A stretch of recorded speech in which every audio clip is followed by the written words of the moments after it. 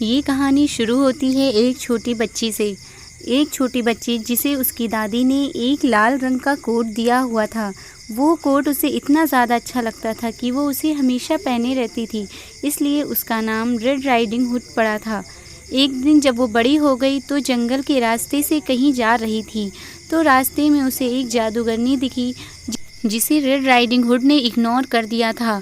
और ये बात उस जादूगरनी को बिल्कुल भी अच्छी नहीं लगती है।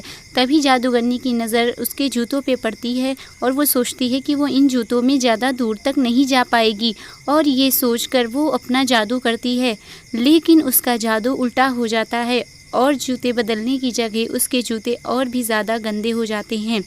रेड राइडिंग हुड अपने जूतों को लेकर वहीं मौजूद एक नदी में उसे धुलने लगती है। तभी जादूगरनी वहां आती है और बताती है कि कभी-कभी उसके जूतों का जादू गड़बड़ हो जाता है, जिस पे रेड राइडिंग हुड काफ़ी ज़्यादा नाराज़ होती है और वो वहाँ से चली जाती है। तभी जाते हुए रास्ते में उसे एक लड़की दिखती है जो वहाँ पे बैठी कुछ कर रही थी। वो वहाँ पहुँचती है और उसका नाम पूछती है। वो बताती है कि वो सिंड्रेला है और वो यहाँ पर अपने मरे हुए कबूतर को दफनाने के लिए आई हुई थी। तभी रेड राइडिंग हुड पूछती है कि तुम इतना परेशान क्यों हो और तुम्हारे कपड़े इतने गंदे क्यों हैं। फिर सिंड्रेला रोने लगती है और उसको बताती है कि उसकी माँ बचपन में ही उसे छोड़ के चली गई थी और उसके पापा ने दूसरी शादी कर ली थी, जो उसकी सौतेली माँ थी, और उसकी 2 सौतेली बहनें थीं जो उसे ज़रा भी पसंद नहीं करती थीं, और इसलिए वो उससे सही से बात नहीं करती थीं, क्योंकि वो जिस देश में रहती है वहाँ खूबसूरती से ज़्यादा कुछ भी नहीं होता है, और वो उसके पास कपड़े भी नहीं थे अच्छे, इसलिए उसकी बहनें उसको पसंद नहीं करती थीं, और उस देश में खूबसूरत ना होना किसी पाप से कम नहीं है। सिंड्रेला बताती है कि उसके कबूतर को उसकी सौतेली बहन मार्गरेट ने मार दिया था, और वो लोग हमें किंग के महल में भी ले जाने को तैयार नहीं हैं, क्योंकि आज वहाँ प्रिंस अपनी प्रिंसेस को चूज़ करेगा। तभी रेड राइडिंग हुड पूछती है कि क्या तुम किसी अनजाने आदमी से शादी कर लोगी जिसे तुमने कभी देखा ही नहीं है।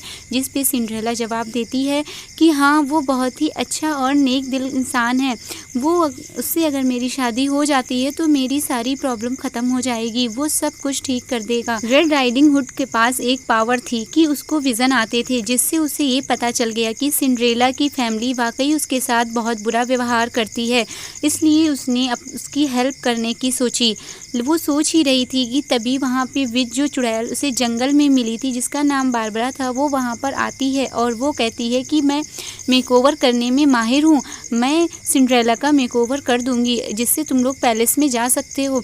इस पे बारबरा विच जो होती है वो उसका मेकओवर कर देती है। उसके बाद सिंड्रेला काफ़ी खूबसूरत प्रिंसेस लगने लगती है, और फिर ये देखकर रेड राइडिंग हुड भी कहती है कि उसका भी मेकओवर कर दो, जिस पे बारबरा विच जो होती है वो उसका भी मेकओवर कर देती है। रेड राइडिंग हुड वाकई बहुत ही खूबसूरत लग रही थी। रेड राइडिंग हुड की नज़र जब सिंड्रेला की पैरों पर जाती है तो उस पर बहुत सारे ज़ख्म होते हैं। फिर वो पूछती है कि ये कैसे हुआ। सिंड्रेला बताती है कि वो जंगल में रसबेरी लेने जा रही थी, जिसकी वजह से उसके पैरों में ये चोटें लगी हुई हैं। लेकिन रेड राइडिंग हुड कहती है कि इन जूते और तुम नंगे पाँव के साथ हम लोग पैलेस में कैसे जाएंगे। फिर सब सोच ही रहे होते हैं कि तभी बारबरा की बहन कैटला वहाँ पे आ जाती है, जो उससे भी अच्छा जादू करती थी। वो बताती है कि वो इस समय ग्लास शू के ऊपर ही जादू सीख रही है, तो हम क्यों ना तुम्हें ग्लास शूज़ दे देते हैं, लेकिन उसके लिए सिंड्रेला को कोई भी जूते चाहिए होंगे। और बारबरा विच जो होती है वो सिंड्रेला को शूज़ दे देती है। उसके बाद कैटला अपने जादू से उन दोनों के शूज़ को ग्लास शूज़ में चेंज कर देती है और बताती है कि ये जादू से 6 घंटे तक ही रहेगा, उससे पहले ही तुम लोगों को वापस आना होगा। फिर बारबरा भी अपनी वाह करवाने के लिए उन्हें कैरेज राइडर दे देती है और वो लोग कैरेज में बैठकर अपनी पैलेस की तरफ निकल जाते हैं, और रास्ते में सिंड्रेला रेड राइडिंग हुड का शुक्रिया अदा करते हुए नहीं थकती है, क्योंकि वो कि उसकी वजह से ही वो पैलेस में जा पा रही है। तभी कैरेज राइडर से रास्ते में एक एक्सीडेंट हो जाता है, और वो लोग जब उतर कर देखते हैं तो एक आदमी की डेड बॉडी पड़ी होती है। उसे देखकर रेड राइडिंग हुड उसको पहचान लेती है। वो कहती है ये तो शाही हेयर ड्रेसर हैंसन है और ये मर गया है। तभी सब लोग घबरा जाते हैं और उसकी डेड बॉडी को ले जाकर जंगल में छिपा देते हैं। और उसके बाद वो दोनों पैलेस के लिए निकल जाते हैं। और वहाँ पैलेस में पहुँचने के बाद देखते हैं एक गार्ड एक बदसूरत औरत को पैलेस से निकाल रहा था और उसे बहुत बुरी तरह डांट रहा था। और जैसे ही ये लोग पहुँचते हैं, इन लोगों को देखकर गार्ड अंदर जाने की अनुमति दे देता है। जब ये लोग अंदर जाते हैं तो वहाँ सब लोग पार्टी एंजॉय कर रहे होते हैं।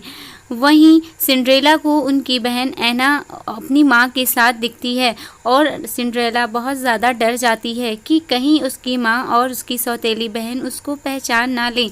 लेकिन रेड राइडिंग हुड उसको बताती है कि तुम इतनी ज़्यादा खूबसूरत लग रही हो कि तुम्हारे ऊपर से किसी की भी नज़र नहीं हट रही है, और परेशान ना हो, तुम्हारी माँ और तुम्हारी सौतेली बहन तुम्हें नहीं पहचान पाएंगे। तभी वहाँ के किंग और प्रिंस वहाँ पर आ जाते हैं और किंग जो है वो अपने बेटे प्रिंस से कहता है कि जाके अपने लिए प्रिंसेस को चूज़ करो। प्रिंस ना चाहते हुए भी आगे बढ़ता है और सब लड़कियों को इग्नोर करते हुए वो सीधे सिंड्रेला के पास पहुँच जाता है और उसे डांस के लिए प्रपोज करता है। जब सब लोग डांस कर रहे होते हैं और सभी लोग पार्टी एंजॉय करने में बिज़ी होते हैं, तभी एक गार्ड भागता हुआ आता है और वो बताता है कि हैसन का मर्डर हो चुका है और उसका मर्डर किसी कैरेज से हुआ है। ये सुन के किंग वहाँ पे जो भी लोग आए हुए थे उन सब को रोक लेता है और किसी भी बाहर जाने की परमिशन नहीं देता है। और उसके बाद गार्ड से कहता है जाके देखो कि किसकी कैरेज में हैसन का खून लगा हुआ है। अगर हैसन का खून किसी कार में लगा है तो यानी वो कार इधर को ही आ रही होगी, इसलिए जाके चेक करो। तभी सिंड्रेला घबराते हुए रेड राइडिंग हुड के पास आती है और कहती है कि अब क्या होगा, अब हम लोग पकड़े जाएंगे। रेड राइडिंग हुड कहती है कि परेशान ना हो, हमने राइडर से बोल के उस खून को साफ करवा दिया था। तभी वहाँ पे राइडर आता है और वो बताता है कि उसने सारे सबूत मिटा दिए हैं। इतने में गार्ड फिर दौड़ कर आता है और कहता है कि डेड बॉडी के पास चीज़ के टुकड़े मिले हैं। किंग बोलता है कि ये जो कोई भी है उसको चीज़ बहुत ज़्यादा पसंद है, इसलिए वहाँ पार्टी में आए सभी लोगों को जिनको ज़्यादा चीज़ पसंद था उन सब की एक लिस्ट बनाने को कहता है। तभी राइडर वहाँ पे मौजूद होता है और राइडर जो होता है वो एक चूहा होता है और चूहों से ज़्यादा चीज़ किसको पसंद होती है। और सिंड्रेला और रेड राइडिंग हुड काफ़ी ज़्यादा परेशान होते हैं क्योंकि 11 बज चुकी थी। उन लोगों का जादू ख़त्म होने में बस 1 घंटा ही बाकी रह गया था।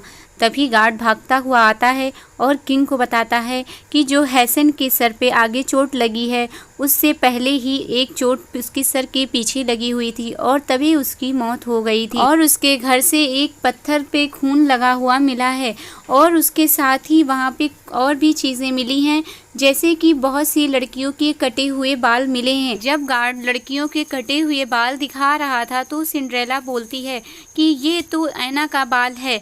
तब ऐना सामने आती है और बताती है कि हैसन के यहाँ मैं हेयर स्टाइल के लिए गई हुई थी और हैसन ने बताया कि प्रिंस को छोटे बाल बहुत पसंद हैं, इसलिए उसने मेरी चोटी काट दी, जो मुझे बिल्कुल भी अच्छा नहीं लगा था। और उसके बाद जब मैं प्रिंस से मिलने महल में गई थी तो वहाँ मैं प्रिंस से तो नहीं मिली, लेकिन मैंने प्रिंस और हैसन की लड़ाई सुनी थी। किंग ने प्रिंस से पूछा कि क्या ऐना सच कह रही है। प्रिंस ने कहा कि हाँ, ऐना सच कह रही है। उस वक्त हैसन मेरे कमरे में ही था और मैंने उसके बैग में जैमी की कटी हुई चोटी देखी। वो जैमी जो इस महल की नौकरानी थी और वो मुझसे जादुई खानदानी मिरर मांग रहा था और उसके बाद वो वहाँ से चला गया, लेकिन जिससे प्रिंस शादी करना चाहता था, लेकिन वो एक नौकरानी थी, इसलिए इस बात के लिए कभी भी किंग तैयार नहीं होता। और एक दिन अचानक जैमी वहाँ महल से गायब हो गई और प्रिंस को लगा कि ये काम किंग ने किया है, इसलिए उसने गुस्से में किंग का क्राउन तोड़ दिया था और इसी बात को लेकर हैसन प्रिंस को ब्लैकमेल कर रहा था। लेकिन किंग प्रिंस से पूछते हैं कि जब डांस की प्रैक्टिस चल रही थी तो उस वक्त तुम कहाँ थे। प्रिंस बताता है कि मैं उस वक्त पहाड़ी पर चला गया था, लेकिन उसकी बात का कोई भी यकीन नहीं करता है और राजा उसे अरेस्ट करने का हुक्म दे देता है। तभी वहाँ पे एक औरत आती है जिसे बाहर गार्ड भगा रहा होता है, जो बदसूरत होती है। वो कहती है कि प्रिंस एकदम सही कह रहे हैं, वो पहाड़ी पर थे। तभी ऐना की माँ सामने आती है और बोलती है कि रूल्स तो रूल होते हैं, एक बदसूरत औरत ही तो बोल रही है, इसकी बात की क्या वैल्यू है, कैसे यकीन किया जाए। और राजा भी उसकी बात का यकीन नहीं करते हैं और अपने बेटे को अरेस्ट करा के जेल में डलवा देते हैं। जब उसको ले जा रहे होते हैं तभी प्रिंस के कपड़ों से एक कांटा गिरता है। वो रेड राइडिंग हुड उस कांटे को उठाती है और किंग को बताती है कि प्रिंस सच कह रहे हैं, वो पहाड़ी पर ही गए थे, क्योंकि अगर वो पहाड़ी पर नहीं गए होते तो ये कांटा उनके नए कपड़ों में से कैसे निकल सकता था। इस बात पर राजा को यकीन हो जाता है और वो प्रिंस को छोड़ देने के लिए हुक्म करता है। उसके बाद प्रिंस को छोड़ दिया जाता है। फिर सभी लोग अपने अपने घर को चले जाते हैं। के बाद रेड राइडिंग हुड और सिंड्रेला भी वापस आने लगते हैं और रास्ते में ही उनका जादू ख़त्म हो जाता है और वो लोग अपने पहले वाली सिचुएशन में आ जाते हैं। रेड राइडिंग हुड सिंड्रेला के साथ उसके घर जाती है।